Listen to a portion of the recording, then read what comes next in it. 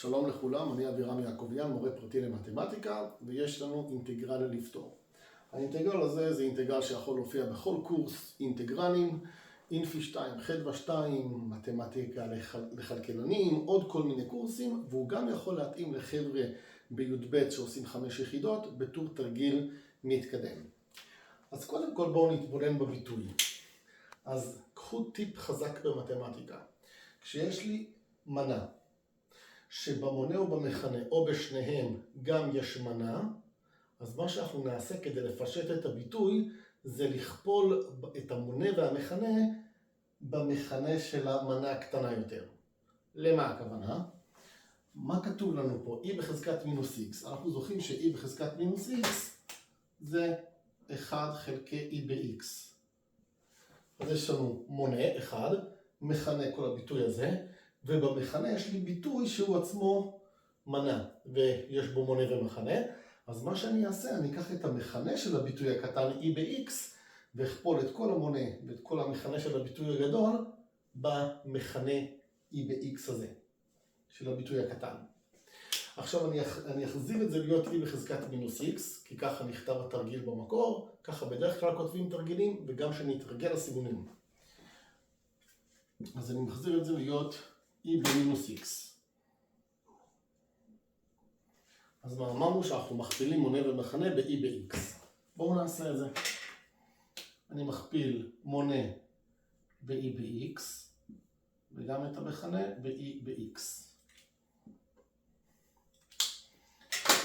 ומה קיבלנו? אינטגרל. יש לנו מנה. במכנה יש לי e ב-x כפול e ב-x זה e בשני x. ו-e במינוס x כפול e ב-x, שזה כמובן 1. ועוד 1.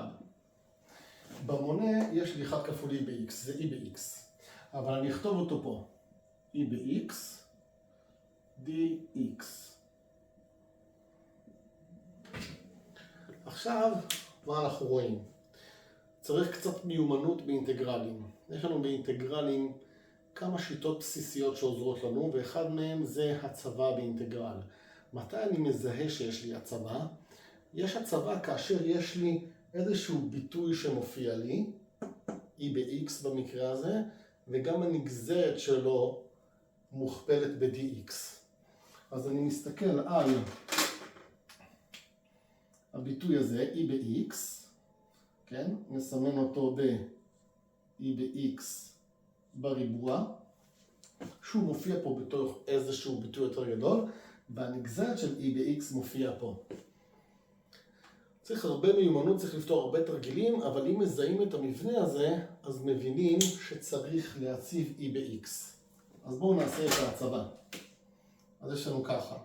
אני אציב t שווה e ב-x, ואז אני מזכיר לכם מה עושים, dt שווה לנגזרת של e ב-x dx. אז dt שווה e ב-x dx. נמשיך את החישוב. אז טוב, אז מה יש לנו פה? 1 חלקי t בריבוע ועוד 1. אז 1 חלקי t בריבוע ועוד 1, או 1 ועוד t בריבוע שזה אותו דבר. ו-e ב-x dx, אבל e ב-x dx זה dt. dt. והאינטגרל הזה כולנו כבר מכירים, נכון? מה האינטגרל של הביטוי הזה? 1 חלקי t בריבוע ועוד 1 זה ארקטנגלס. ארקטנגלס זו הפונקציה הקדומה שלו. אז יש לנו ארקטנגלס t. ולא לשכוח פלוס c. קבוע חיבורי. אז ארקטנגלס זו פונקציה שמרצים מאוד אוהבים אותה, היות שיש לה תכונות מאוד טובות. תכונה מאוד טובה זה שהנגזרת שלה זה הביטוי הזה, זה פונקציה רציונלית. זו פונקציה מאוד מאוד שימושית. לא נרחיב על זה הרבה, לא נרחיב על זה עכשיו, אבל בהזדמנות אפשר לדבר על זה. ונסיים על ידי כך שנחזור כמובן למשתנה המקורי שזה e ב-x, ונקבל ארקטנגלס e ב-x ועוד c. אז סיימנו. כמובן, אם אתם רוצים, אתם יכולים לגזור את הפונקציה שקיבלנו ולראות שמקבלים את הפונקציה המקורית, וזהו. אז תודה שהייתם איתי וניפגש לסרטון הבא.